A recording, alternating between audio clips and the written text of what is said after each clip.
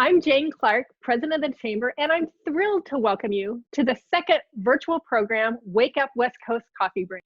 I'm coming from you live from our West Coast Chamber studio. For those of you that were with us last month, you know it was all about innovation and the importance of adapting. So we're putting that into practice today with a slight change in format. We're working so closely with the Ottawa County Health Department and following their guidelines. So we've asked our guest presenters to join us remotely today instead of being with me in the studio. The safety of everyone is our top priority. So we've adapted and we're still going to bring you a great program today. So here's what you can expect. We're going to start with an update from today's sponsor, Warner, Norcross, and Judd. Then we're going to break into smaller groups for about 8 minutes of introductions and networking. We've extended that by a few minutes based on your feedback.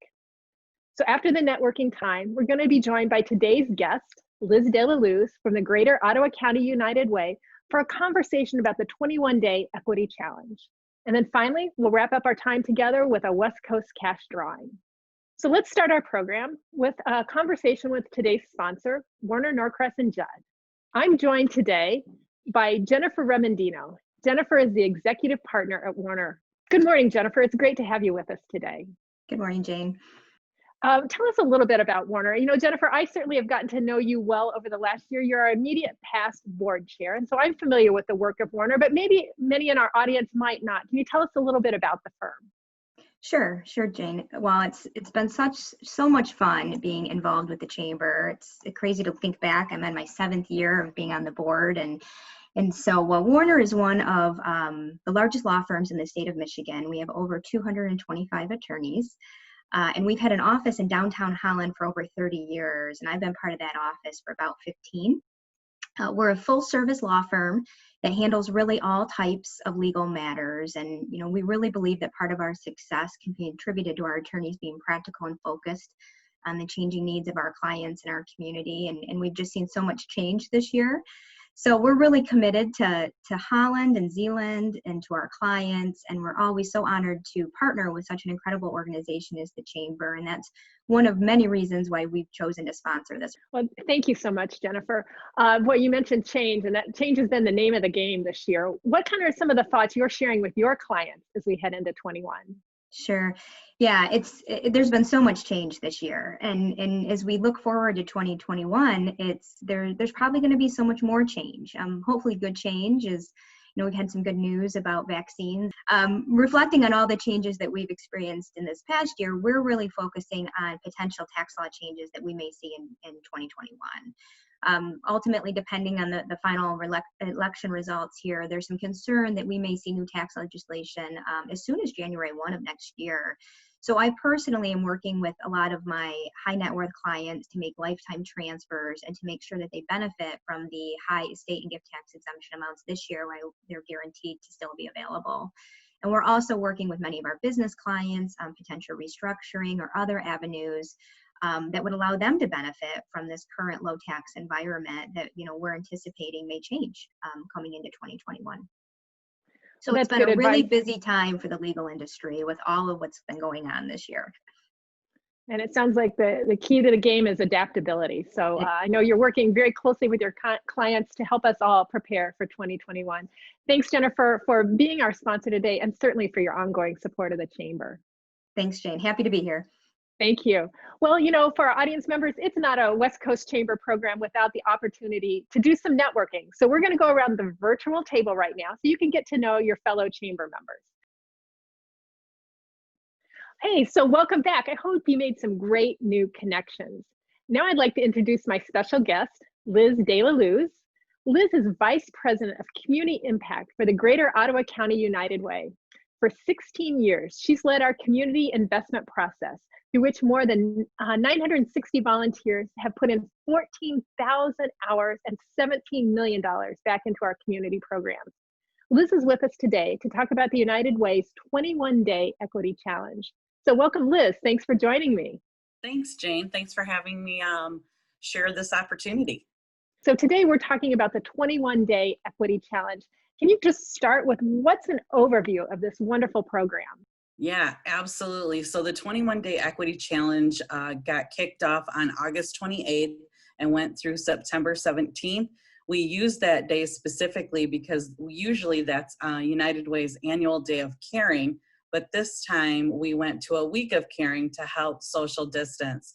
So we had over 800 participants, and what happened is they all received a daily email that was a themed email around a particular topic, and then you had the options to either read, listen, or watch something around that particular topic. And then we also did pre and post surveys. And according to the pre-survey, the main reason that people signed up, or their main motivation, was because they wanted to become more active in racial equity and social justice issues. Well, I know everyone here on the chamber team participated in the project, and it was really enlightening. It was a great learning opportunity and a great opportunity for personal growth. We all completed the survey at the end of the 21 days that asked what made a difference. So you want to talk a little bit about what some of the feedback was that you got from participants? Sure. As a result of the survey, like 89% of the participants learned more about themselves and their community. 59% said that they had shifted their thinking. 41% learned how to advocate and make changes in their community. And then 35% shifted how they interact with others in the community. Yeah, and how about some key takeaways? It was just a really impactful program. What were some of those themes of those days that we were learning about? So week one was all about kind of personal reflection and looking inside yourself, and learning a little bit more about where you are on the spectrum of things. And then the second week was more around institutional racism, things around segregation, and then housing, health, and wealth gaps.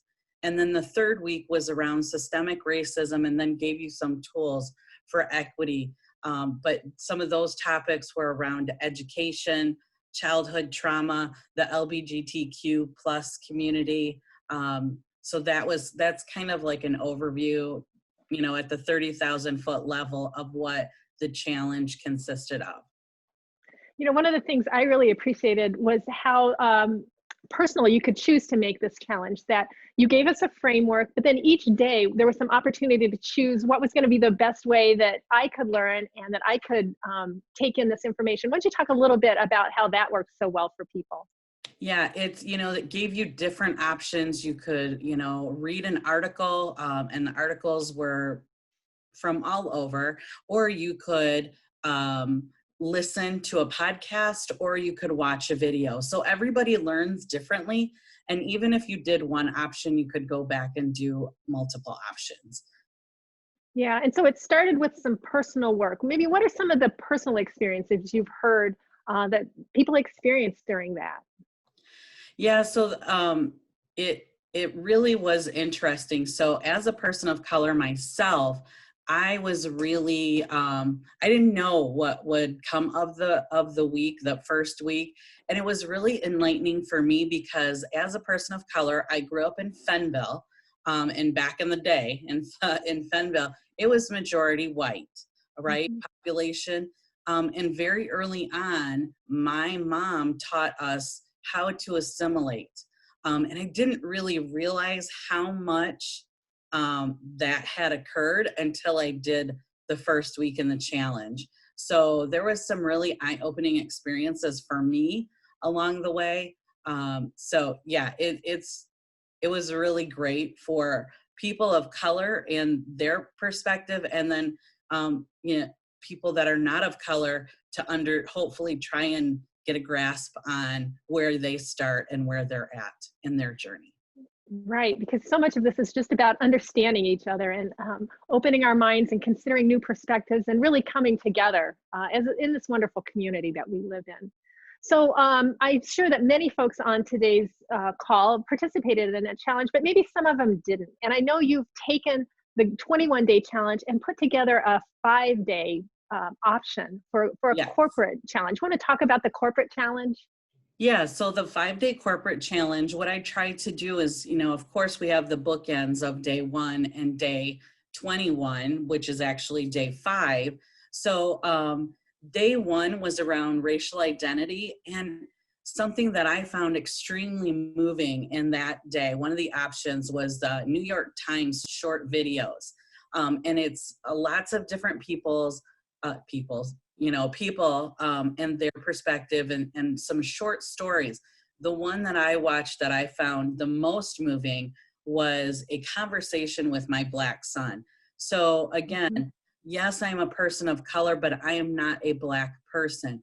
I did not have to have that conversation with my son, right? So my son, my kids are interracial, so I married a Dutchman, go figure. And so my son looks more white than he does brown. So I didn't ever really think about worrying when he gets pulled over by the police. So that was something that I found extremely heartbreaking on my end. And then day 2 was about what is privilege. So this day I found really impactful in the way that BuzzFeed has a privilege self-assessment.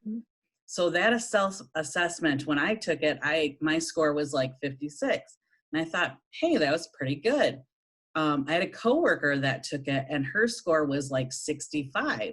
And I was like, oh, well, maybe I didn't do so well. We're talking about this self-assessment around the kitchen table, and my daughter says, hey, I want to take that. So she took it and her score was 45. Now, a lot of the reason for that is because she is part of the LGBTQI+ community. So it just kind of goes to show you, like, everybody's on a different journey. So that was one takeaway. The other one was BuzzFeed again showed a video around a privilege walk. So really great little takeaways. Day 3 is around levels of racism. So there's 4 different levels, and there's a great TED Talk by Dr. Jones that talks about the allegories of race and racism. So overall, like I said, it's a really great small take on our 21-day equity challenge. And for corporate partners, if they would like their own survey information, I can set that up for them. But we are keeping our surveys open for an entire year because we would really like to see how many people throughout the community over the year take it, and see what our survey looks like at the end of that year, from the 21 days that we actually did to the whole entire year. And actually thinking about, kicking off another version of the 21-day equity challenge. But I haven't really talked to Patrick about that yet, so I have to wait to see what he says. So I like this. So for our listeners who are ready today, they're able to go to the United Way website, find that 5-day corporate challenge, and jump right in. And it's manageable, bite-sized pieces where you start with day 1 and you journey through day 5. And Liz, this is a program I think United Ways all across the country have been bringing to their communities. You want to just talk a little bit about the national scope of the program? Yeah. So with the environment and George Floyd and kind of really bringing it to a head and everything bubbling up, United Way Worldwide took a stance, and we've actually changed our bylaws to include diversity, equity, and inclusion as part of our criteria in order to be a United Way. So United Ways across the country and actually across the globe have embraced this 21-day equity challenge and are using it in their communities. Washtenaw County was the first community to do this a few years back. And now it's kind of, our Michigan Association has adopted it, and other United Ways across the footprint are doing it as well. Yeah, that's wonderful. Let's talk some of the at the end of the 21 days. There were 2 days I think were especially meaningful, days 18 and 19. One was about being an ally, and the other was about some of the tools. Why don't you reflect a little bit on days 18 and days 19?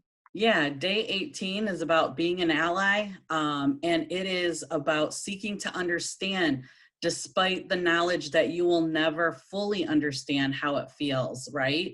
But you're Right. committed to valuing and supporting people who are marginalized. So that's kind of, and in that there's a podcast by Jennifer Brown, and it talks about the allyship continuum, which is really great. And it's like apathetic, aware, active, and advocate. So day 18 has some really great information about how you can become an ally. There's a beginner's guide that I didn't put on here, but there is a beginner's guide on what that looks like. Day 19 gives you some tools for a racial equity. And I think you can see the list there in front of you, but Jane, I really want to highlight Uncomfortable Conversations with the Black Man by, or hosted, it's a series and it's hosted by Emmanuel Ancho. And this series, I can't speak of it highly enough. They cover topics like race and religion. He's had conversations with law enforcement. He had a conversation with Chip and Joanna Gaines and their family, and how seeing color, they need to be seeing color, interracial couples, and white parents raising Black children. It's just, there's small snippets. I think they're like 20 minutes to maybe a half an hour, maybe not even that long. And then what I saw when I went, and because I wanted to share some of the other videos, they have behind the scenes kind of versions and stuff. So it's kind of neat to see what happens behind the scenes, but just some really great, impactful conversations. I think it's delivered in a manner which everybody can stop and kind of take a look, and it makes them think and pause. Right. It gives you a moment to reflect. So that's Conversations with a Black Man. You can Google it and find it. Again, I agree. That was a really meaningful part of the challenge as I was doing my journey through it. So Liz, we're coming to the end of our time together today, and we always want to leave our audience with, what's a step I should take today? What would be your closing thoughts of what each one of us can do as we begin this journey?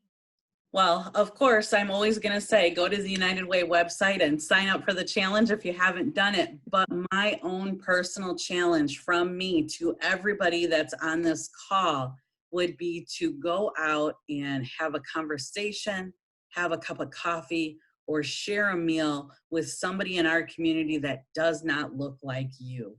I think that is really the basis of where things begin, is when you start those conversations over a cup of coffee or over a meal, just listening to one another. Such great advice, and something we can all act on. Today is a beautiful day. Let's all go on a walk with somebody who doesn't look like us. It's a great way to take that literal first step in this journey. So thank you, Liz De La Luz. I loved our conversation today. Thanks for joining us, and certainly thanks for leaving us with that personal challenge.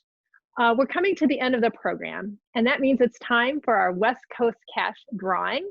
So whoever wins today's prize is going to be able to spend their West Coast Cash at one of over 90 local participating merchants. And what a great way to help bring more business to a local, one of our local companies in town. So we really encourage you, if you're the winner today, to spend your West Coast Cash, or if you're not, as we're coming into the holidays, consider West Coast Cash as a great giving opportunity for the holidays.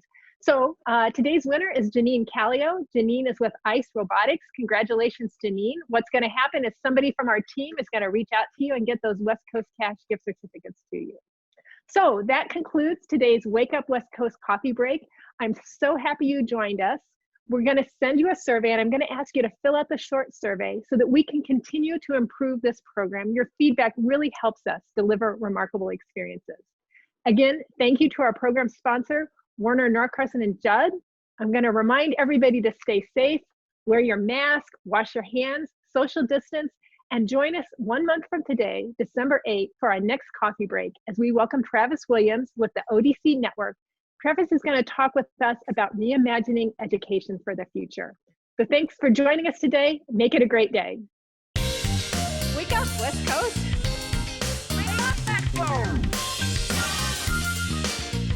Make it a great week.